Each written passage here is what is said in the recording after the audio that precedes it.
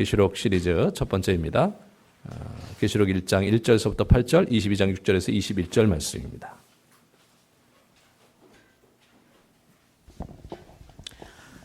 예수 그리스도의 계시라. 이는 하나님이 그에게 주사 반드시 속히 일어날 일들을 그 종들에게 보이시려고 그의 천사를 그 종 요한에게 보내어 알게 하신 것이라. 요한은 하나님의 말씀과 예수 그리스도의 증거 곧 자기가 본 것을 다 증언하였느니라. 이 예언의 말씀을 읽는 자와 듣는 자와 그 가운데 거룩한 것을 지키는 자는 복이 있나니 때가 가까움이라. 요한은 아시아에 있는 7교회에 편지하노니 이제도 계시고 전에도 계셨고 장차 오실 이시며 그의 보좌 앞에 있는 일곱 영과 또 충성된 증인으로 죽은 자들 가운데서 먼저 나시고 땅의 임금들의 머리가 되신 예수 그리스도로 말미암아 은혜와 평강이 너희에게 있기를 원하노라. 우리를 사랑하사 그의 피로 우리 죄에서 우리를 해방하시고 그의 아버지 하나님을 위하여 우리를 나라와 제사장으로 삼으신 그에게 영광과 능력이 세세토록 있기를 원하노라. 아멘. 볼지어다 그가 구름을 타고 오시리라. 각 사람의 눈이 그를 보겠고 그를 찌른 자들도 볼 것이요 땅에 있는 모든 족속이 그로 말미암아 애곡하리니 그러하리라. 아멘. 주 하나님이 이르시되 나는 알파와 오메가라. 이제도 있고 전에도 있었고 장차 올 자요 전능한 자라 하시더라.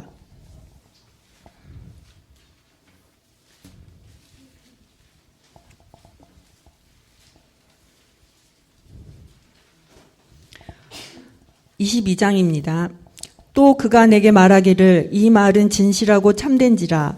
주 곧 선지자들의 영의 하나님이 그의 종들에게 반드시 속히 되어질 일을 보이시려고 그의 천사들을 보내셨도다. 보라 내가 속히 오리니 이 두루마리의 예언의 말씀을 지키는 자는 복이 있으리라 하더라. 이것들을 보고 듣는 자는 나 요한이니 내가 듣고 볼 때에 이 일을 내게 보이던 천사의 발 앞에 경배하려고 엎드렸더니 그가 내게 말하기를 나는 너와 내 형제 선지자들과 또 이 두루마리의 말을 지키는 자들과 함께 된 종이니 그리하지 말고 하나님께 경배하라 하더라. 또 내게 말하되 이 두루마리의 예언의 말씀을 임봉하지 말라. 때가 가까우니라. 불의를 행하는 자는 그대로 불의를 행하고 더러운 자는 그대로 더럽고 의로운 자는 그대로 의를 행하고 거룩한 자는 그대로 거룩하게 하라. 보라 내가 속히 오리니 내가 줄 상이 내게 있어 각 사람에게 그에게 행한 대로 갚아주리라. 나는 알파와 오메가요 처음과 마지막이요 시작과 마침이라. 자기 두루마기를 빠는 자들은 복이 있으니 이는 그들이 생명나무에 나아가며 문들을 통하여 성에 들어갈 권세를 받으려 함이로다. 개들과 점술가들과 음행하는 자들과 살인하는 자들과 우상 숭배하는 자들과 및 거짓말을 좋아하며 지어내는 자는 다 성 밖에 있으리라. 나 예수는 교회를 위하여 내 사자를 보내어 이것들을 너희에게 증언하게 하였노라. 나는 다윗의 뿌리요 자손이니 곧 광명한 새벽별이라 하시더라. 성령과 신부가 말씀하시기를 오라 하시는도다. 듣는 자도 오라 할 것이요 목마른 자도 올 것이요 또 원하는 자는 값 없이 생명수를 받으라 하시더라. 내가 이 두루마리의 예언의 말씀을 듣는 모든 사람에게 증언하노니 만일 누구든지 이것들 외에 더하면 하나님이 이 두루마리에 기록된 재앙들을 그에게 더하실 것이요 만일 누구든지 이 두루마리의 예언의 말씀에서 제하여 버리면 하나님이 이 두루마리에 기록된 생명나무와 및 거룩한 성의 참여함을 제하여 버리시리라. 이것들을 증언하신 이가 이르시되 내가 진실로 속히 오리라 하시거늘 아멘. 주 예수여 오시옵소서. 주 예수의 은혜가 모든 자들에게 있을지어다. 아멘. 아멘. 하나님, 이 시간 우리가 함께 요한을 통해 주신 계시를 함께 나누며 이 시대에 그리고 미래의 우리의 삶을 붙잡기 원합니다. 하나님께서 큰 은혜와 축복을 부어 주시옵소서. 예수님 이름으로 기도합니다. 아멘. AD 90년대 후반 예수님께서 부활하시고 승천하신 지 약 60여 년 후에 초대교회는 큰 어려움이 있었습니다. 교회가 아직까지 다 자리도 잡히기 전이었는데 로마 정부로부터 큰 핍박을 받았습니다. 특별히 AD 70년대 이후에 유대교는 로마가 인정한 종교였기 때문에 큰 문제 없었는데 유대교의 그 우산 아래 있었던 기독교가 AD 70년 그 예루살렘이 함락될 때 함께 항전을 한 것이 아니라 기독교인들이 예루살렘을 떠났기 때문에, 왜냐하면 기독교인들에게 있어서는 예수님께서 가이사의 것은 가이사에게, 하나님의 것은 하나님에게 이렇게 했기 때문에 로마와 항쟁할 이유가 없었어요. 그래서 그곳을 떠났고 마지막까지 그 예루살렘에서 항쟁했던 유대인들은 이제 그곳에서 이제 몰락을 했죠. 그 이후에 그들이 다시 유대교를 재건하는 과정에서 기독교를 각 회당에서 축출하는 일이 벌어졌습니다.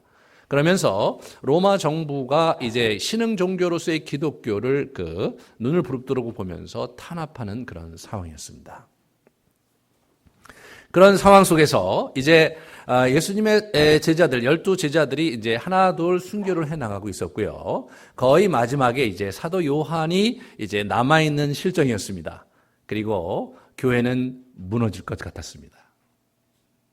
그런 상황 속에서 반모섬에 유배가 있던 우리 사도 요한에게 하나님께서 천사를 보내주셨어요. 예수님께서 자신의 계시를 가르쳐 주시면서 그러면서 말세에 될 일을 장황하게 보여주셨는데 그 이야기가 요한계시록입니다. 1차적으로 이 요한계시록은 그 소아시아 지방에 흩어져 있던 7교회에게, 그 성도들에게 보낸 편지로 이렇게 쭉 기술되어 있는 것을 보게 됩니다. 그래서 1절에 보시면 예수 그리스도의 계시라, 이는 하나님이 그에게 주사 반드시 속히 일어날 일들을 종들에게 보이시려고 그의 천사 그 종 요한에게 보내어 천사를 알게 하신 것이라. 그래서 요한에게 보내어 알게 하신 이야기, 그 이야기인데 어떻게 하려고 하냐면 그 종들에게 보이려고, 그 종들은 1차적으로 7교회, 소아시아에 있는 7교회의 그 성도들입니다. 재미난 것은 소아시아의 7교회에서 굉장히 빼놓을 수 없는 교회가 골로새 교회거든요. 골로새 교회는 실제로 사도 바울이 편지를 쓸 정도로 골로새 교회인데 골로새 교회가 골로 갔느냐? 그런 건 아닌데도 불구하고 그 7교회에서 빠졌어요. 그 얘기는 뭐냐면 그 인근에 여러 교회들이 있었는데 특별히 7교회를 우리 사도 요한이 선정했다는 것을 의미하고요. 그것은 단순히 7교회가 아니라 그 지역에 있는 교회에 선택된 모델이고 지난 2000년 교회 역사 속에서 계속해서 이어져 오는 교회의 상징입니다. 7이라는 숫자는 상당히 그 사도 요한이 중요하게 이제 이 요한계시록에 사용하는 숫자인데 그것은 완전하다 라는 의미로서 이제 7이라는 그 숫자를 자꾸 사용을 합니다. 그래서 이제 중간중간에 보시면 알겠지만 7이라는 숫자가 많이 나와요. 가령 예를 들어서 그 7가지 인재앙이 있고 7 나팔 재앙이 있고 7 대접 재앙이 있고요. 이런 식으로 이 7이라는 숫자가 여기저기서 많이 사용됩니다. 요한은 이제 그런 상황 속에서 자기가 이제 어떻게 되냐면 반모섬에 귀향가 있었습니다. 보시면 2절에 보시면 하나님의 말씀 예수 그리스도를 증거했고 또 자기가 본 것을 다 증언했는데 9절에 보시면 나 요한은 너의 형제 예수의 환난과 나라와 참음에 동참하는 자라 하나님의 말씀과 예수를 증언하였으므로 말미암아 반모하라는 섬에 와 있었다라고 얘기를 하고 있습니다. 반모섬은 그 당시 로마 사회에서 이게 추방령이 내리는 사람에게 있어서 보내졌던 유배지였어요. 그런데 그 유배할 때 어디로 보냈냐 하면 이 섬으로 보냈다고 그래요. 섬으로. 그러니까 유배지 섬들이 거기 많았는데 거기가 이제 그 반모섬 주위가 한 200여 개의 섬이 이렇게 쭉 있었는데 그 중에서 가장 작은 섬이었습니다. 그리고 이제 이렇게 접안하기가 굉장히 어려워서 지금도 사실은 이 반모섬에 들어가려면은 사실은 그 날씨가 좋지 않으면 잘 못 들어가요. 저희들 4월달에 갔다가 이틀이나 기다렸는데 파도가 세서 조금만 세도 못 들어갑니다. 그러니까 아마 1년 중에 당시로서는 요새같이 기술이 좋을 때 그러니까 당시로서는 그 며칠 못 들어가는 그러한 섬이었습니다. 그곳에서 이분이 이제 귀양가 있었는데 학자들에 의하면 그 당시 이제 그 기독교 지도자들이 처형을 받았는데 아마 이분이 나이가 많아서 아마 그 배려를 하느냐고 처형을 하기보다는 그냥 귀양을 보낸 것이 아니었겠는가 이렇게 추측을 합니다. 그는 밤모섬에 귀양가 있으면서 기도를 많이 했겠죠. 왜냐하면 자기가 섬겼던 그 소아시아 교회들이 지금 심각한 환란 속에 있었으니까요. 핍박 가운데 있었고 이단들이 득세하면서 그들을 휘저어 놓고 있었고 그다음에 강력한 그 세속주의가 그들 그 우상 숭배가 그들 안에 이렇게 쭉 만연해 들어오고 있어서 안팎으로 교회 자체가 심각한 위기 가운데 있었습니다. 그래서 그가 그것을 위해서 기도하다가 하나님께로부터 굉장히 커다란 여러 종류의 환상과 또 여러 종류의 예언을 이렇게 듣게 되고 이제 그걸 가지고 이분이 이제 이 요한계시록을 작성하게 된 것이죠. 요한계시록을 볼 때 우리가 주의해야 될 것은 뭐냐면 이분이 그렇게 환상 가운데 묵시를 보고 나서 요한계시록을 작성을 쓰셨지만 그러나 그것이 이분이 이제 펜을 딱 들고 있고 보여주시면 그냥 받아 적는 형태로 기록한 것이라고 생각해서는 안 됩니다. 이 요한계시록은요, 이분이 이제 여러 차례 받은 계시와 말씀을 쭉 종합을 해갖고 그 7교회에 있는 성도들이 알아먹을 수 있도록 알아듣도록 이것을 재구성한 그런 형태로 기록이 되어 있는 겁니다. 그러니까 재구성을 할 때 구약의 예언서에 나와 있는 묵시 전통 이런 것들, 그 다음에 예언자들이 썼던 여러 표현 방식들 그런 걸 가지고 이제 그것을 기록을 했고 그 당시 묵시 문학이 또 유행을 했다고 그래요. 묵시 문학이란 무엇이냐 하면 그 예언자들이 아주 그 상징 고도의 상징의 예언을 가지고 먼 미래를 종말을 예측하는 그런 예언서들이 다니엘서, 에스겔서, 스가랴서, 또 이사야서 등등에 쭉 있는데 그거를 신구약 중간기 400년 동안 암흑과 같은 역사 상황 속에서 이스라엘의 신학자들이 그것을 흉내내서 먼 미래에 대한 그 종말론적인 신비적인 환상적 그림들의 그런 글들을 써서 그들이 갖고 있는 그 삶의 현실을 극복하고자 했던 그들은 대부분 피한적이었고 그들은 대부분 이제 사실은 굉장히 초현실적인 그런 비현실적인 그런 형태로 갔지만 어찌됐든 간에 이제 그러한 부분들을 주목했습니다. AD 70년에 이제 예루살렘이 함락되고 완전히 그 헤롯 궁전이 이제 완전히 초토화되면서 유대인들이 패닉에 빠졌고요. 유대인들이 이제 마치 그 바벨론 포로 시절에 바벨론이 예루살렘에 있었던 그 솔로몬의 성전을 무너뜨렸을 때 느꼈던 충격을 이들이 느끼면서 또다시 이런 묵시문학적 전통에 이제서 자신들의 어떤 내적인 영적인 어떤 비약과 그리고 영적인 힘을 얻으려는 움직임이 있었다고 그래요. 그런 부분들을 우리 이분 그 요한이 주목하고 있었던 것입니다. 그래서 이분은 그러한 예언과 묵시 전통들에 대한 그러한 코드와 그런 것들로 자기가 본 그 환상과 예언을 이렇게 재구성을 해서 예언과 묵시의 절정의 작품으로서 이 요한계시록을 쓴 것입니다. 그러므로 요한계시록은요, 세 가지 장르가 합해져 있는데 하나는 예언이 있고요, 또 하나는 묵시가 있고, 또 하나는 이제 서신. 이 세 가지 장르가 아주 교묘하고 정교하게 이렇게 쫙 이렇게 합해져서 그래 고도의 지적인 작품으로 이렇게 우리에게 남겨져 있습니다. 그래서 이게 무슨 그림 자체가 너무나 환상적이기 때문에 우리 같은 사람이 손을 못 댈 정도로 힘든 그런 것이 아니고 이것은 일종의 문학 작품이에요. 그러니까 예언과 묵시를 비교할 때 어떻게 되냐면 이제 그 상징 체계를 가장 많이 사용하는 것이 묵시다 이렇게 생각할 수 있는데 그것보다도 예언은 사실은 하나님의 말씀을 대언하는 것이기 때문에 그것은 하나의 설교인데 묵시는 설교라기보다는 하나님의 그러한 미래에 대한 그 종말에 대한 그림들을 이렇게 문학적으로 이렇게 재구성한 것이 이제 묵시입니다. 그러므로 이것은 문학 작품에 가깝고요. 그것을 감상하고 그것을 헤아려 분석하고 연구하면서 그 메시지를 이렇게 재해석해서 받아들여야 되는 거. 그게 묵시거든요.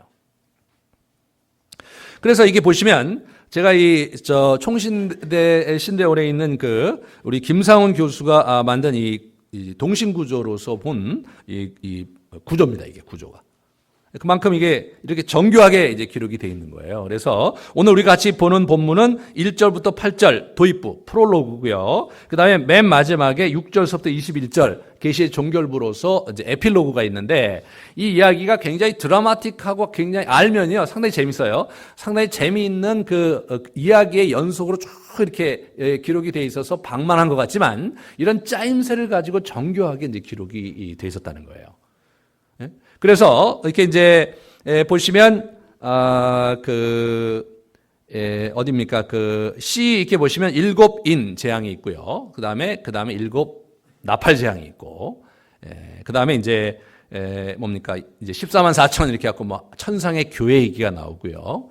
그다음에 이제 그 7 대접 재앙이 있어요. 훨씬 더 아주 강하고 훨씬 더 이제 사단에 대한 공격이 첨예화되는 그런 형태로 이제 진행이 되고, 이제 그러면서 이제 바벨론의 심판, 그것은 당시에 이제 로마를 상징한 것이기도 하고 공중의 권세 잡은 자의 그 나라를 상징하는 그런 바벨론의 심판이 있고, 최후의 승리가 C에 가서 있고요. 그래서 사단의 상징이 용의 이제 패퇴와 천년왕국 얘기가 나오고, 그 다음에 B 다시에 가면 최후의 심판, 그리고 새하늘과 새 땅이 임하면서 하나님의 나라와 하나님의 통치가 온전히 이루는 그런 아주 드라마틱한 이야기의 전개로 쭉 진행이 되어 있습니다.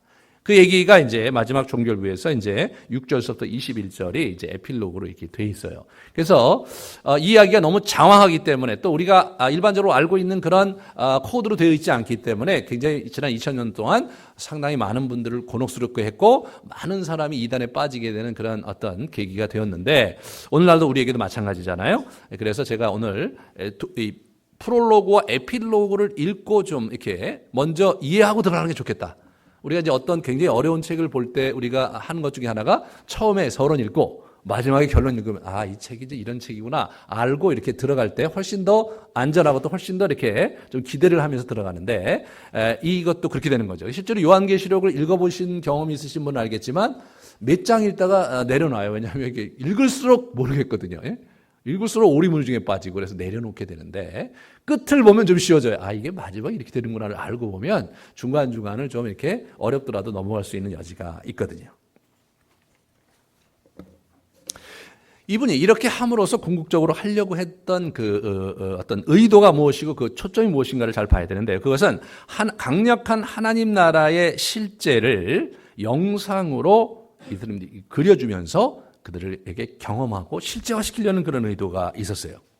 사람은요, 보는 것을 쫓는 존재거든요. 머릿속에 무엇을 그리냐에 따라서 그 사람이 이제 좌지우지되죠.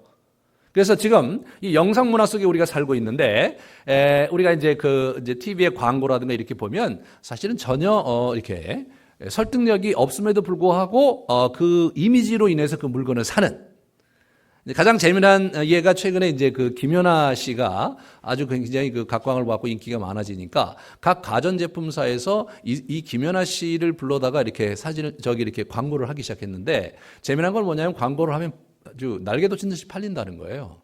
그러니까 막 서로 경쟁사들이 다 김연아를 데려다가 이제 이렇게 하고 그러는데 저는 가만히 생각해 보면요. 김연아 씨가 이 피겨 스케이트를 잘하니까 피겨 스케이트를 딱 들고 나서 이 피겨 스케이트 이게 굉장히 괜찮다.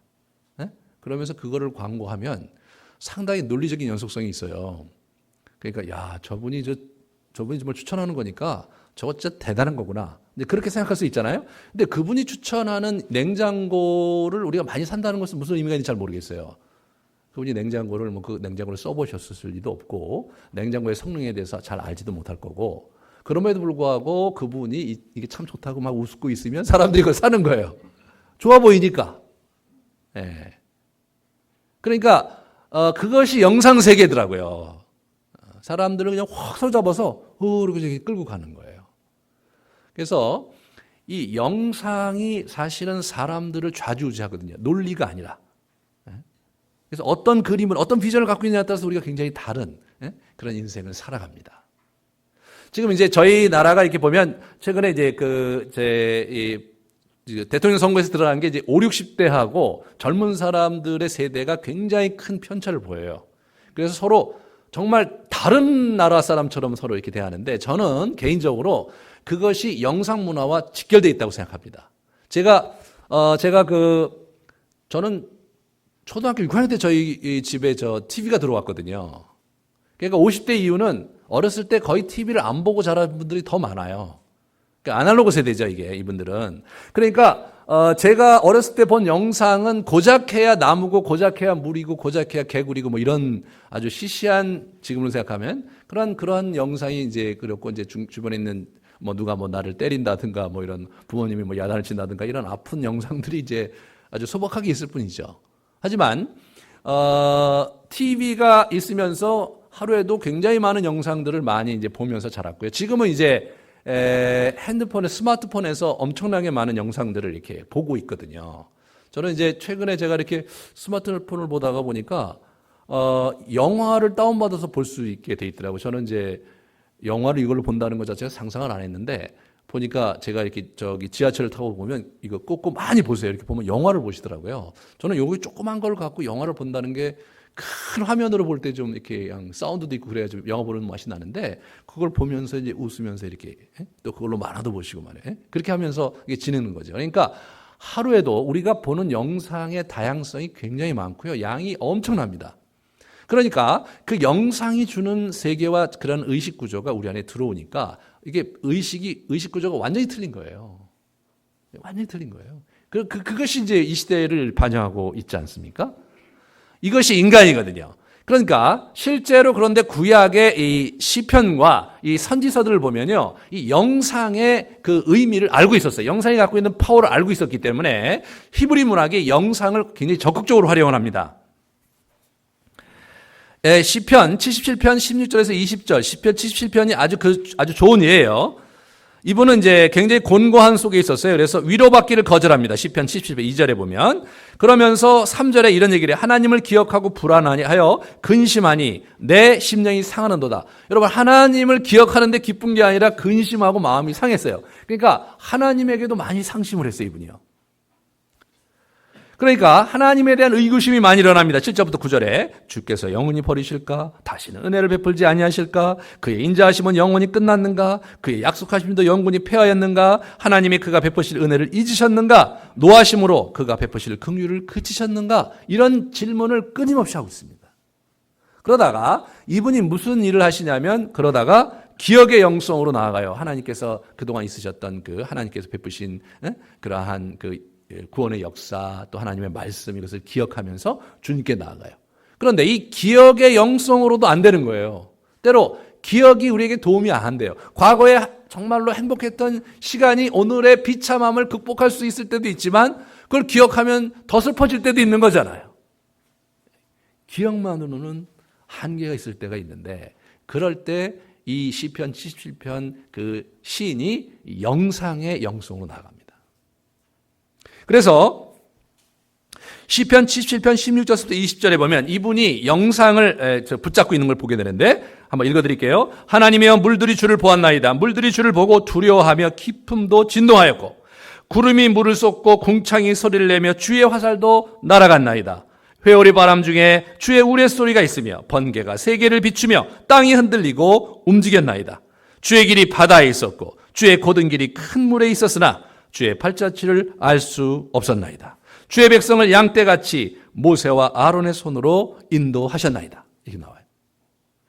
이게 사실 시인이 얘기했으니까 그런가 보다 하죠. 하지만 이게 뭘 그린 거냐를 가만히 보면요, 주의 백성을 양떼같이 모세와 아론의 손으로 인도했다고 얘기를 하고 있고요. 19절에 보면 주의 길이 바다에 있었고 주의 곧은 길이 큰 물에 있었다. 주의 길이 바다에 있었고 주의 곧은 길이 큰 물에 있었다. 이게 무슨 얘기하는 겁니까? 이게 홍해를 지나가는 얘기를 하는 거예요. 그걸 시적으로 표현을 한 거란 말이에요. 그러니까 이분이 뭐냐면 자기의 상황이 완전히 엎드러쳐서 비참한 상황 가운데 있어요. 하나님을 생각하면 마음이 상해요. 그래서 여러 가지 의문 속에 휩싸이다가 그래도 하나님이 과거에 자기를 구원해 주셨고 이스라엘 백성을 구원해 주셨던 역사적인 그 경험을 기억하면서 그 문제를 돌파하려고 하는데 그게 안 돼요. 그러니까 이분은 그러함에도 불구하고 그런 의구심과 의문과 낙담이 있음에도 불구하고 하나님께서 온 세상을 움직이신 분인 것을 믿음으로 이분이 하신 게 뭐냐면 홍해의 영상에 들어간 거예요. 홍해를 묵상하면서 어떻게 해요? 홍해에 자기가 들어간 거예요. 그래서 그 홍해를 이스라엘 백성과 이렇게 같이 거닐고 그 건너면서 거기서 하나님의 임재와 하나님의 이 역사에 개입하시는 손길을 본인이 주관적으로 그걸 체험한 거거든요. 그러면서 그거를 시적으로 이렇게 표현한 거예요. 물들이 이렇게 줄을 모았고 말이에요. 기품도 진동하였고 말이에요. 구름이 물을 쏟고 이런 거 성경에 안 나오거든요. 저기 그 출애굽기 14장 15장에 안 나와요. 궁창이 소리를 내고 막 화살이 날아가요. 우레소리가 났고 번개 이런 게 없거든요. 거기에. 이분이 뭐냐면 이걸 굉장히 상징체계로 받아들인 거예요. 거기에 하나님의 역사가 화살이 가고 말이에요. 번개가 있고 말이에요. 천둥이 있고 지진이 있고 이런 형태로 하나님께서 그 역사에 개입하시는 그분의 움직임을 그런 식으로 자기가 붙잡은 거예요. 그 영상으로. 그러면서 궁극적으로 자기의 지금 상황이 아주 비참하지만 하나님의 주권적인 개입으로 궁극적으로 일어설 수 있다는 그러한 영성, 그러한 영적인 그 의지를 주님께 나가면 확 올라가려고 하고 있는 거거든요, 이분이요. 이게 구약의 시편의 저자들과 선지자들의 모습에서 이런 것이 나타나는 거예요. 현실이 비참하고 망가져 있고 하나님의 역사가 그친 것 같은 그 상황 속에서도 하나님에 대한 믿음, 그러나 여전히 그분이 살아계시고 여전히 그분이 나와 함께 하시고 미래를 열어가실 것이라는 믿음을 가지고 그들이 어떻게 자신들의 그 엎드려진 감정과 영적인 비참함 속에서 일어섰느냐, 그게 바로 영상의 영성으로 그렇게 했다는 거예요. 그것은요 고도의 지적인 작업입니다, 여러분. 이것은 다큐 형식의 예술 영화와 같아요. 그러므로 이 이야기는 어떻게 굉장히 짜임새가 있어요. 구성이 먼저 틀을 만들어 놓고요. 그 장면을 어떻게 편집했어요. 여러분 그 다큐 영화를 만드는 감독이 여러 가지 그 다큐를 찍어 놓은 것을 가지고 그것의 그 형식에 맞게 이렇게 커트를 하잖아요. 그림 전체를 다 보여줄 수 없으니까 필요한 부분을 커트 하면서 이렇게 이제 하잖아요. 최근에 이제 보면은 영화들이 옛날 영화들이 있는데 그 감독판이 있잖아요. 감독은 꼭 넣고 싶은 거 있었는데 현장에 가면 이제 배급사 입장에서 볼 때는 시간도 있고 이제 그러니까 막 잘라내잖아요. 잘라내고 그건 이제 배급판인데 감독이 작품을 위해서 쓴 감독판이 다시 이제 리바이벌 되고 자꾸 상영되는 걸 이렇게 보게 돼요. 그렇듯이 이 자기가 본 영상이 있단 말이에요. 자기가 본 환상이 있단 말이에요. 이것을 아주 정교한 구성이 있는 스토리로 이것을 만들어서 문학작품, 예술작품으로 만들어서 그거를 출품한 것입니다, 이게. 마치, 우리가 최근에 이 돌킨, 이 반지의 제왕에서 볼 수 있듯이 이분이 옥스퍼드대의 그 언어학 교수였는데 이분이 그 판타지 소설 이 장르를 새롭게 이렇게 열어간 분이거든요. 그래서 반지의 제왕 이야기를 이분이 10년 동안 C.S. 루이스와 함께 이걸 10년 동안 그걸 만든 거예요. 그래서 새로운 세계를 만들고 캐릭터를 새롭게 만들고 재구성하고 그래서 그 스토리를 쭉 이렇게 만든 거죠. 그래서 상당히 많은 사람들의 공감을 불러일으키고 굉장히 유명한, 그래서 아주 영국에서 아주 상도 받고 말이에요. 영국 젊은이들이 가장 좋아하는 책 중에 소설 중에 하나로 이렇게 쫙 등극을 했는데 그것이 지금 이제 영화가 돼서 전 세계에 뿌려지면서 굉장히 많은 사람들의 공감을 불러일으켰거든요. 그 영화를 보시면 이제 아시다시피 거기에서 나오는 어떤 지도도 그렇고 지명도 그렇고 인물도 그렇고 거기 나오는 캐릭터들 여러 이상한 짐승들 이런 것들이 사실은 전혀 우리가 알지 못하는 거거든요. 그럼에도 불구하고 그 스토리를 이해하는데 아무런 지장이 없어요. 그리고 재밌게 즐긴단 말이죠. 그러니까 다시 말해서 이 판타지 소설의 코드가 그런 거라는 거예요. 그런 사실의 구체성이 중요한 게 아니라 상징성이 중요하고, 그러니까 그 상징과 그 영상들이 어떻게 엮어가면서 스토리가 전개되면서 저자가 얘기하려고 하는 게 뭔지 그걸 보는 게 중요하다는 거예요. 그러므로 여기도 그런 고도의 상징 영상들이 이렇게 쭉 흘러가는 스토리라고 이해하시고 이걸 보시면 훨씬 더 다르게 이것을 이해할 수가 있습니다. 그런데 우리 이 사도 요한이 이것을 이야기를 펼쳐가는 데 있어서 이분이 뭐냐면 구약 예언서와의 끊임없는 연속성 속에서 이 환상적 이야기를 전개하기를 원하셨어요. 1절에 보시면요. 어떻게 되냐면 이는 하나님이 그에게 주사 반드시 속히 일어날 일을 그 종들에게 보이시려고 그 천사들 중 요한에게 보내어 알게 하셨다. 이게 속히 일어날 일, 반드시 속히 일어날 일을 보이시려고 요한에게 보내어 알게 하셨다. 이렇게 나오잖아요. 그러니까 이 부분이 사실은 어떻게 되냐면 다니엘서 2장 28절서부터 45절에 느부갓네살 왕이 환상을 봐요. 그 환상의 내용이 뭐냐면 돌이 산에서 나와서 쇠와 놋과 진흙과 은과 금을 부서뜨리는 것을 왕에게 보이신 것은 크신 하나님께서 장래일을 왕께 알리신 것이다. 이렇게 하면서 자기가 해석해 준 것이 참되고 바르다. 그런 얘기를 우리 저기가 합니다. 우리 다니엘이. 그러니까 그 당시에 이제 환상을 본 것을 다니엘이 그거를 이렇게 재해석하고 이렇게 그걸 분석해 주면서 사실은 장래에 여차 이만저만한 일이 일어난 겁니다라고 해석을 해주고 있어요. 네? 그 작업을 이 사람이 하고 있는 거예요. 이 사람이요. 자기가 본 환상을 어떻게 된 겁니까? 자기의 청중인 이 7교회의 성도들에게 그들이 이해할 수 있는 코드로 그걸 재구성해서 해석해서 들려주는 거예요. 그런데 어떻게 해석하느냐 하면 예언서에 나와 있는 표현들과 상징 코드로 그것을 해석해주고 있는 거예요. 실제로 그 사람들은 유대적 배경이 아주 짙었다고 학자들이 이제 밝혀냈어요. AD 70년에 그 예루살렘이 망하면서 예루살렘 주변에 있던 수많은 사람들이 이주를 했는데 그 중에서 가장 많이 이주한 곳 중에 하나가 바로 이 소아시아라는 거예요. 그러니까 소아시아가 그래서 유대인들이 굉장히 많이 이제 거기 자리를 잡고 있었고요. 그런 과정에서 이제 다음 시간에 이제 이렇게 보시면 그 회당과 기독교가 충돌을 합니다. 그래서 예수님께서 뭐라고 얘기하시냐면 사단의 회당이라고 그래요. 사단의 회당이라고. 유대인의 회당인데 사실은 사단의 회당이다. 그런 얘기를 할 정도로 이 유대교의 회당과 새롭게 이제 사도들에 의해 세워진 교회가 첨예하게 대립합니다.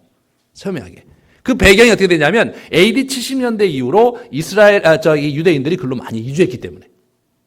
그러니까 그런 과정이 있었기 때문에 아마도 우리 사도 요한이 사역할 때 유대적인 그러한 책들 이런 또 예수님에 대한 얘기를 할 때 예언서에 대한 가르침을 굉장히 많이 베풀었던 걸로 생각이 되고요. 또 그들 중에도 유대인들이 굉장히 많았을 테니까 그들은 유대적 배경을 잘 숙지하고 있었던 그런 사람들이에요.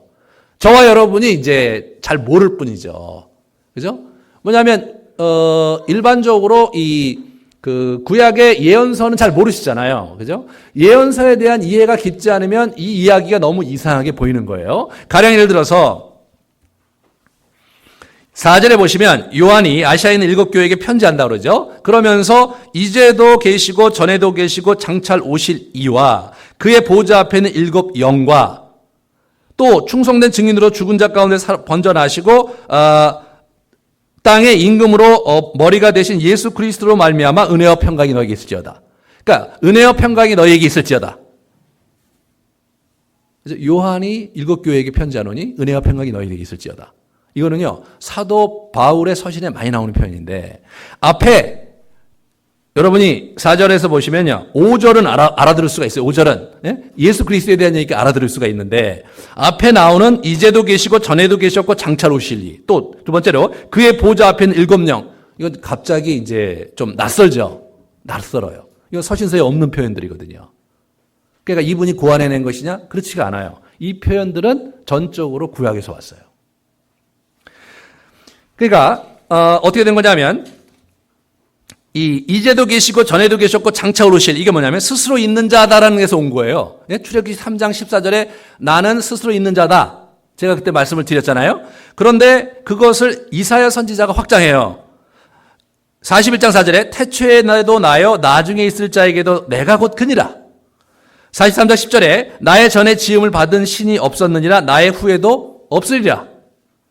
44장 6절 나는 처음이요 나는 마지막이라 나 외에 다른 신이 없느니라. 48장 2절 나는 처음이요 또 마지막이라.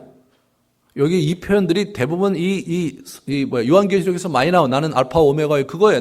이게 누가 쓴 거냐? 그게 사실은 이사야가 쓴 거예요. 그러니까 이사야서를 잘 숙지하고 있는 사람한테 이거 하나님에 대한 얘기네. 금방 알 수 있었던 거예요. 이런 거 저는 이제 잘 모를 수 있죠. 이거 누굴 얘기하는 거예요? 예수님이에요? 누구야 갑자기? 첫 번째는 그래도 좀 나아요. 두 번째가 이제 더 어려워져요. 두 번째는 뭡니까? 그의 보좌 앞에 있는 7 영이 딱 나오는 거예요. 그래서 어떤 제가 이 그림에 인터넷 보니까 머리가 7개의 영을 딱 그려놨더라고요. 무슨 이상한 영을 하나 그려놓은 거예요. 그거는요, 진짜 모르는 얘기죠. 그러니까 이걸 보면 일곱 영이니까 뭐 영이 일곱 이렇게 딱 그 그룹이 있었던 것으로 생각할 수 있을지 모르는데 실제로 이것은 스가랴서 4장의 배경이 있는 거예요. 거기에 보면 스가랴서가 어떻게 된 거냐면 스룹바벨, 바벨론 포로에 돌아와서 스룹바벨이 이제 왕족이었는데 다윗의 후손이었는데 이 사람이 성전을 재건해요. 그 과정에서 스가랴 선지자가 나타나서 격려하고 독려하는 말이에요. 그 중에서 여기 보시면 스가랴 4장 2절에 보시면 그가 내게 묻되 내가 무엇을 보느냐? 내가 대답하되 내가 보니 순금 등잔대가 있는데 그 위에는 기름 그릇이 있고 또 기름 그릇 위에 7 등잔이 있으며 7 등잔이 나와요. 이것을 4장 10절에 해석을 해줘요. 작은 일의 날이라고 멸시하는 자가 누구냐. 사람들이 스룹바벨의 손에 다림줄이 있음을 보고 기뻐하리라. 이 7은 온 세상에 두루다니는 여호와의 눈이니라. 이렇게 나오죠. 7 등잔이 있는데 그 7은 온 세상을 두루다니는 여호와의 눈이다. 인격체잖아요. 인격체. 이게 성령을 말씀하시는 거거든요. 그래서 실제로 스가랴서 4장 6절에 보면 이렇게 나와요. 그가 내게 대답하여 이르되 여호와께서 스룹바벨에게 하신 말씀이 이러하니라. 만군의 여호와께서 말씀하시되 이는 힘으로 되지 아니하고 하며 능력으로 되지 아니하고 오직 나의 영으로 된다. 나의 영에 대한 얘기를 하는 거거든요. 그러면서 이게 자신의 영을 이렇게 7 등대와 7 눈으로 표현한 거예요. 그러니까 7 등잔과 이 7이라는 표현이 여기서 뭐냐? 완전수거든요. 7 눈은 뭐예요? 완전한 눈이죠. 그럼 막 이게 어떤 존재가 있는데 눈을 7개를 이렇게 눈알을 7개를 해갖고 막 그런 그림이 있어요, 실제로. 그런 얘기가 아니라 상징적으로 7 눈이라는 것은 못 보는 게 없는 완전한 눈, 완전하게 감찰하시는 분으로 이게 그 상징적인 표현이라고요. 그게 여호와의 영이라는 거예요. 여호와의 영이, 나의 영이 하는 일이 뭐예요? 두루 다니며 감찰하면서 능력으로 일을 이분이 뭐예요? 이분이 이루시는 분이라는 거예요. 그게 스가랴 선지자인데 그때는 뭐냐면 성전을 재건하는 거잖아요. 성전을 재건하는 일을 그분의 능으로 할 거라는 거잖아요. 그거를 이분이 받아오신 거예요. 이게 사도 요한이 그거를 끌어온 거예요. 지금 뭐예요? 20장, 21장, 22장 새 예루살렘이 이 땅에 재건되는 거거든요. 그건 하나님의 성전의 재건이거든요. 그러니까 그 그림과 스가랴 선지자가 4장에 얘기했던 그 그림, 성전 재건의 그림을 지금 자기가 바라보는 새 예루살렘이 이 땅에서 온전히 이루어지는 그 그림과 이게 연속성상에서 이야기를 풀어가려고 지금 그 그림을 가져온 거예요.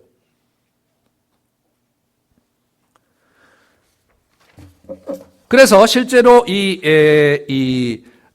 계시록 4장 5절과 5장 6절에 우리 사도 요한은 이렇게 얘기해요. 보좌로부터 번개와 음성과 우레소리가 나고 보좌 앞에 켠 등불 7이 있으니 이는 하나님의 7 영이라. 내가 또 보니 보좌에 네 생물과 장로들이 사이에 한 어린 양이 서 있는데 일찍이 죽임을 당한 것 같더라. 그에게 7 뿔과 7 눈이 있으니 이 눈들은 온 땅에 보내심을 받은 하나님의 7 영이다. 이게 나와요.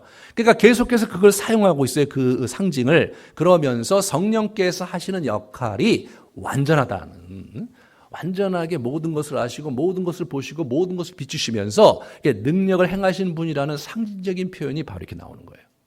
그러니까 실제로 어떻게 됩니까? 4절, 5절은 성부, 성자, 성령, 삼위의 하나님께서 이 편지를 이제 하는데 이 은혜와 평강의 근원으로서 있다는 것을 보여주고 있는 거예요.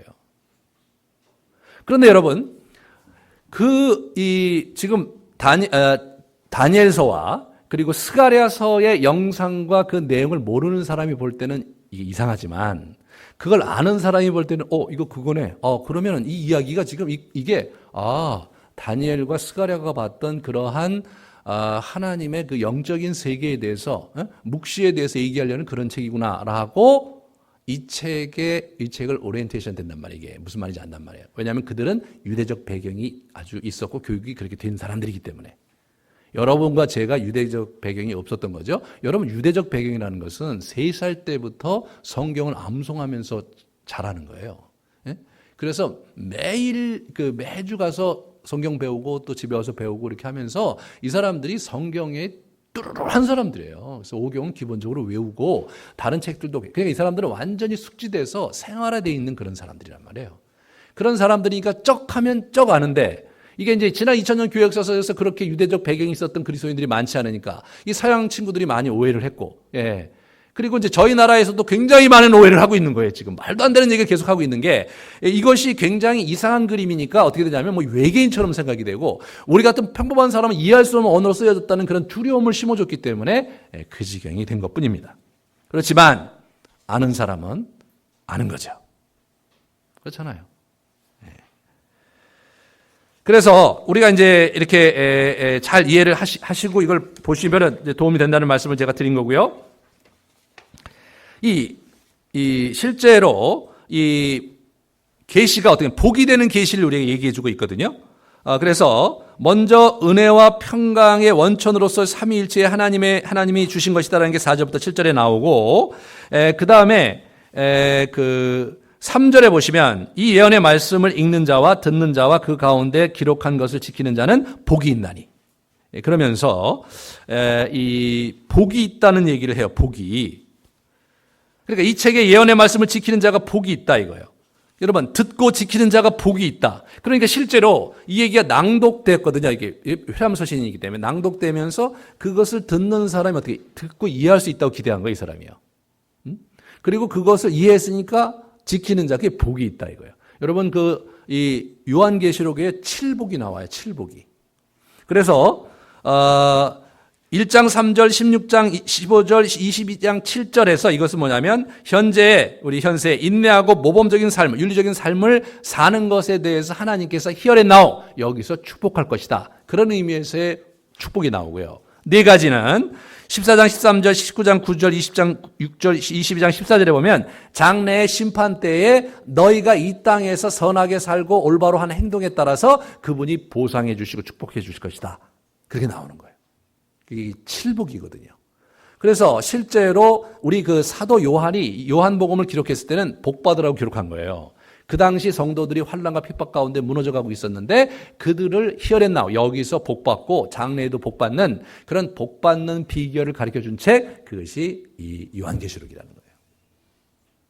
미래의 종말론적인 그림이 어떻게 되고 그리고 어떻게 종말이 오니까 너희가 두려워 떨며 그렇게 하라 이런 식으로 미래의 그 노스트라다무식으로 시간표와 종말의 사건을 설명해 주기 위해서 쓴 글이 아니고 그 그림을 보고 히어렛나오 여기 사는 그 7 그 교회의 성도들이 복받기 위해서 현실을 충실히 살고, 예? 그래서 그렇게 살라고 준 글이란 말이죠.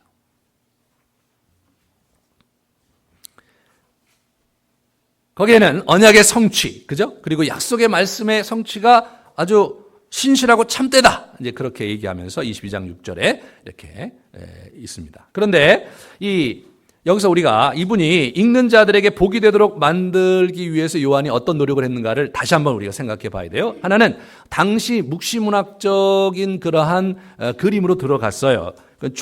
무시문학이 어땠냐면 초월의 관점에서 궁극적으로 하나님의 세상 주권을 드러낸다는 점에서 이제 유대 묵시문학과 비슷하지만 그러나 똑같지가 않았어요. 이분이 그 묵시문학적인 부분들을 알고 또 채용을 했지만 이분은 사실은 예언서의 묵시에 훨씬 더 관심이 많았어요. 그래서 훨씬 더 선명한 시각적 이미지를 제공하고 있다. 그러니까 실제로 그 당시 묵시문학은 선명한 이미지보다는 설명이 많아요. 설명이. 해석하는 게 많았어요. 근데 여기는 설명이 별로 없어요, 여러분. 설명이 있으면 왜 못 알아듣겠어요, 그죠? 그냥 그림이 계속 나열되어 있는 거예요. 그러니까 아주 기가 막힌 장치로 돼 있기 때문에 그것을 그 코드로 봐야 이해가 되는 거지 설명 없이는 이해가 잘 안 돼요.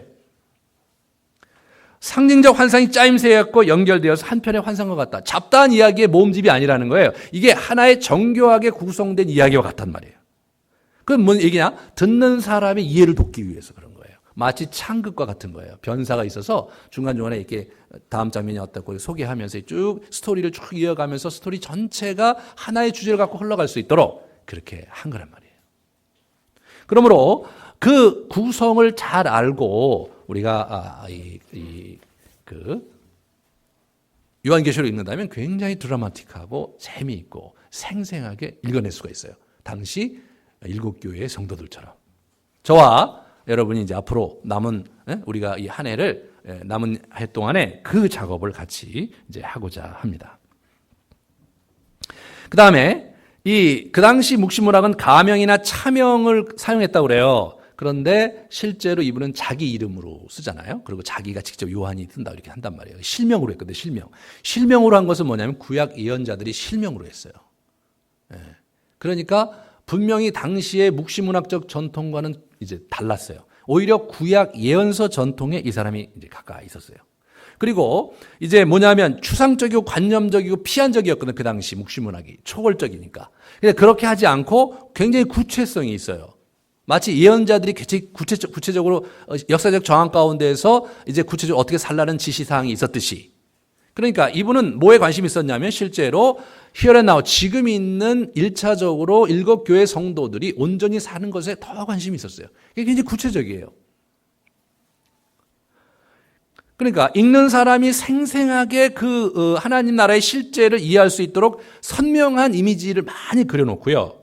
그리고 실제로 오늘과 내일을 어떻게 열어갈 것인지에 대한 메시지를 중간중간에 삽입을 해놓고 마지막에 심판과 보상이 뭔지를 분명히 그려줌으로 말미암아서 지금 이 현세에 당하는 고난과 어려움은 잠시고 궁극적으로 우리가 볼 그의 나라의 영상이 굉장히 선명하고 분명하다는 걸 보여줌으로써 그걸 극복하게 하려고 하고 있는 거예요. 그래서 이분은 철저하게 구약 예언서 전통 속에 있으려고 애를 써요. 그래서 오늘 본문과 앞으로 쭉 보시겠지만 아까도 잠깐 제가 봤잖아요. 같이 삼위일체 하나님을 설명하는데 예언서에 나와 있는 기술 방식과 묘사로 사용하고 있잖아요. 다시 말해 자기가 본 그림과 영상을 구약의 예언서를 썼던 예언자들의 코드로 그것을 해석해주고 설명해주고 있는 거예요. 그러니까 사람들이 이제 안전하게 구약의 예언서의 전통에서 예언자들의 전통 속에 이 사람이 그 코드로 얘기하고 있으니까 연속성과 통일성이 있잖아요. 그런데 이단들은 그게 없는 거예요. 구약을 잘 모르고요. 이게 막 지 멋대로 이걸 갖다가 짜집게 하고 그렇게 하는 거예요.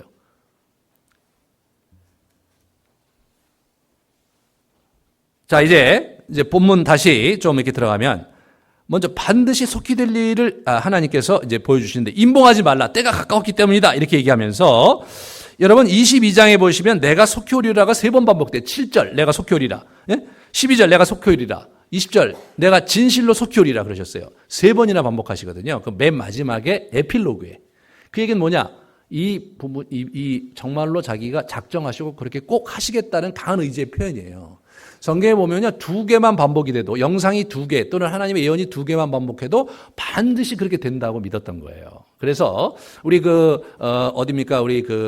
베드로가 그 무드장의 시몬의 집에서 고넬료가를 방문할 때 그 영상을 봤거든요. 고넬료도 영상을 보고 이 사람도 영상을 봤는데 2개가 어떻게 되냐면 이중 환상으로 해갖고 이 사람이 거기다 순복을 해갖고 거기 간 거거든요.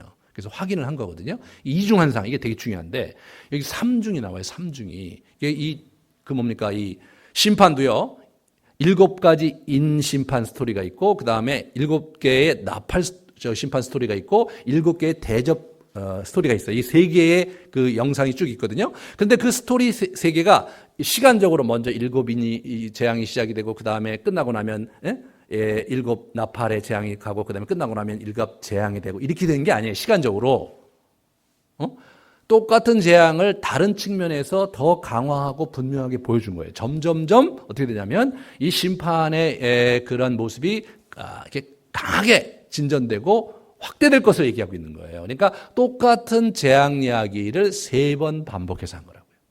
그렇게 함으로써 어떻게 되냐면 하나님께서 이것을 온전하고 분명하고 속히 이룰 것에 대한 분명한 경각심을 심어주기 위해서 3차례예요. 3차례. 그래서 이제 우리가 하나님께서 이거 반드시 이룰 것이라고 약속을 해주셨구나. 두 번째로 전능자로서 주권을 가지고 행한 대로 보응해 주실 것을 얘기하죠. 그래서 알파와 오메가. 알파와 오메가는 그러니까 우리 헬라어 철자의 첫 번째 알파벳이 알파고요. 마지막 알파벳이 오메가예요. 그래서 알파와 오메가거든요. 그러니까 이게 우리나라를 처음과 마지막이고 시작과 끝이다. 그런 얘기가 그 말이에요. 그래서 이건 뭐냐? 하나님이 자기 전능자라고 그러세요. 역사를 처음에 시작했고 마지막으로 끝낼 자도 나다 이거예요. 그런 의미에서 전능자라는 거예요. 굉장히 이제 세상이 막 복잡하고 악한 영들이 판을 치고 있지만 궁극적으로 이 게임은 내가 시작했고 내가 끝낼 거다라고 주장하시는 거예요. 선언하시고. 그렇게 해서 하나님께서 요구하시는 게 뭐냐면 22장 우리 14절에 보면 이런 얘기가 나와요. 자기 두루마리를 빠는 자들은 복이 있으니 이는 그들이 생명나무에 나아가며 문을 통하여 성에 들어갈 권세를 이렇게 받으려 함이로다. 그래서 두루마리를 빠는 것을 얘기하는데 이것은 자기를 성결한 삶을 현재 살아야 된다는 것을 강조하는 거거든요. 그럴 때 이제 생명나무에 이제 나무를 얻어가고 문들을 통과해서 성, 마지막에 새 예루살렘 성이 이렇게 다시 말해 하나님 나라가 이 땅에 이렇게 임할 때 그때 그곳에 들어갈 수 있다. 그런 얘기를 우리에게 들려주는 거죠. 안 되면 15절에 문 밖에 서서 못 들어온다.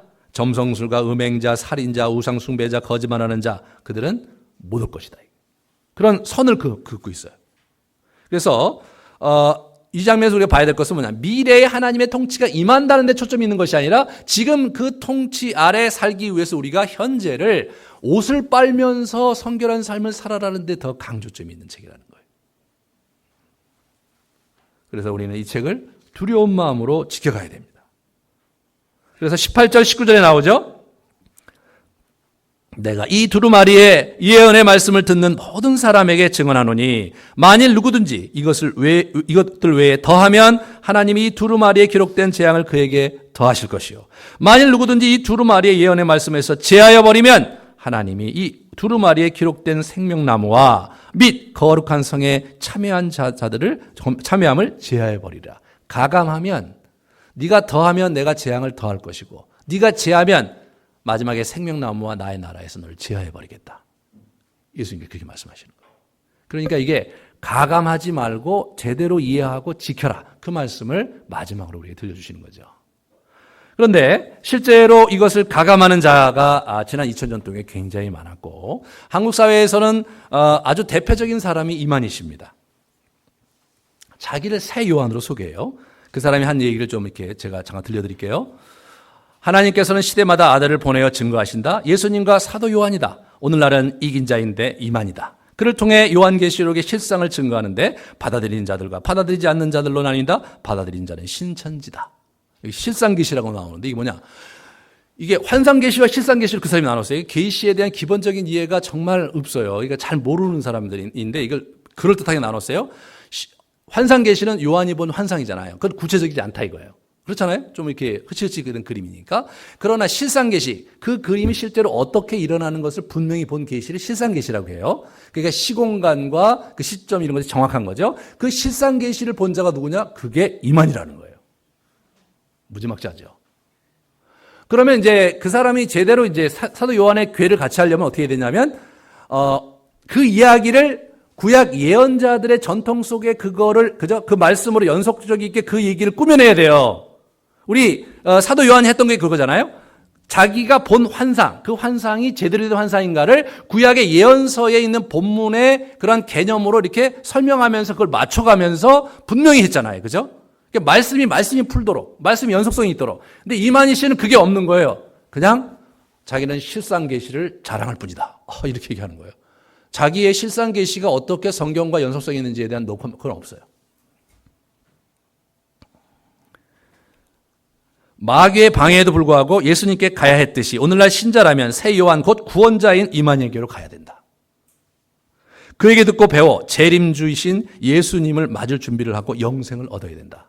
아주 묘해요 여기가. 마귀의 방해에도 불구하고 예수님께 가야 됐듯이 오늘날 신자라면 새 요한 곧 구원자인 이만에게 가야 된다는 거예요. 그래서 요즘 마귀가 누구냐면 마귀가 지금 교회라는 거예요. 이만에게 가는 것을 막는다 이거예요. 그러니까 자기가 구원자라 이거예요. 그러면 이렇게 보면 예수와 자기를 동격으로 놨어요. 이 사람이? 이렇게 나오잖아요. 그런데 어떻게 되냐면 그 얘기 듣고 배워 재림주인 예수님을 그러니까 또 이럴 때 또 아니에요. 그죠? 재림 예수를 맞이하니까 예수는 아닌데 앞부분에서는 자기 예수에게 가야 구원받듯이 자기에게 와야 구원받아서 예수와 자기를 동격으로 놨잖아요. 그러면서 뒤에는 또 아니니까 이게 묘하게 된 거예요. 그러니까 이 사람이 한 얘기가요. 어떤 부분은 맞는 얘기인데 맞지 않는 얘기에 번복을 해놨어요. 그래서 예수와 자기를 막 번복을 해놓다가 이제 굉장히 많은 얘기가 벌어지는 거예요. 다른 데서 보면 어떻게 되냐면 사도 요한은 그 당시 보혜사였다는 거예요. 갑자기 보혜사가 성경에 요한이 쓴 요한 서신에 보면요. 이게 저기 요한복음에 보면 보혜사는 성령님이시거든요. 근데 요한이 보혜사래. 거기까지 또 그렇다 쳐요. 그러니까 자기가 새 요한이고 자기도 보혜사다 이거예요. 저는 문맥이 없어요. 그냥 주장하는 거예요. 그러면 보혜사면 그게 성령을 얘기하는 거거든요. 그러니까 본인이 또 성령이라는 거예요. 여기서는 또 예수고 또 여기서는 또 성령이고 왔다 갔다 해요. 그러니까 이제 이거를요. 이게 좀 제가 이제 이 사람 글을 제가 이제 어젯밤에 많이 읽었어요. 오늘 좀 설교하려고 많이 읽었는데 골치가 아프더라고요. 골치가 아프고 연속성이 없고 논리적이지 않은데 뭐가 있냐면 듣다 보면 이 리듬이 있어요. 리듬이 있고 뭐 구렁이 담 넘어가서 나오는데 결국은 구원자가 우리 누구냐? 이만인 거예요. 그리고 그를 막는 자는 막인 거예요. 막 이게 중간중간에 그런 문장이 나와요. 그게 퍽퍽 들어오게 돼 있어요. 그러니까 실제로 잘 모르는 분들이 들으면 그런가 보다 이렇게 쭉 빨려 들어가게 이렇게 중간중간에 장치가 돼 있더라고요. 그런 면에서 참 우리가 이 사람이 겸손하지 않은 게 분명해요. 요한은요 예수님의 제자였잖아요. 예수님의 제자였고 예수님께 직접 말 듣고 또 천사들의 계시를 받고 그런 사람임에도 불구하고 자기가 쓴 글이 예언자들이 그 기라성 같은 구약 예언자들의 글과 연속성이 있도록 조심스럽게 그 언어와 그 코드를 가지고 자기 이야기를 재구성한 거예요. 그러므로 그는 선지자 전통에서 자기 선배들을 존중하면서 겸허하게 자기 길을 간 거라고요.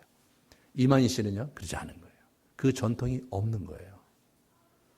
그러니까 그런 면에서 이제 우리가 주의해야 될 것은 성경을 볼 때 이게 하나님의 어떤 그런 전체 성경의 이게 구성과 어떻게 연결되는가를 봐야 되는데 이 요한계시록은 다른 성경과 다르기 때문에 뭔가 특별한 계시를 받은 자가 이렇게 해야 될 것 같이 보이지만 사도 요한도 자기가 받은 계시를 구약의 예언서 전통 속에서 그들이 갖고 있는 개념과 코드로 해석해주고 있다는 사실을 기억해야 됩니다. 그게 안 되면 다 가짜인 거예요. 이제 우리가 참 이 처음과 마지막이고 알파 오메가이시며 시작과 끝 되시고 전능자로서 내가 이 땅을 심판하실 것이고 이 땅의 나라를 온전히 세우실 것이라는 주장을 하신 예수 그리스도의 계시를 붙잡고 이 땅을 온전히 복받는 자들로 살아가는 여정을 함께 달려가기를 축원합니다. 같이 우리 기도하시겠습니다.